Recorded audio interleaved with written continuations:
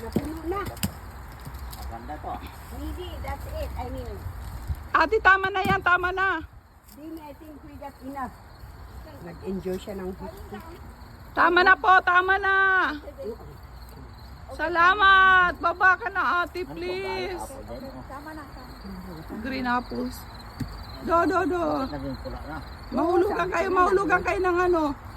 Naging iba eh. Mahulugan kayo nitong ano, PVC. Linda, alis. Nakakaintindi ba kayo ng Tagalog? Ano kanin mo? Okay na yaw. O, kinayo. Alis. Ihulog mo na yan, ate. Tama na, please.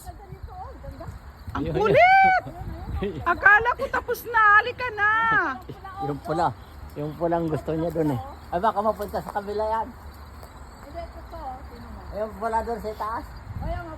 Ay mapunta sa kabila yan.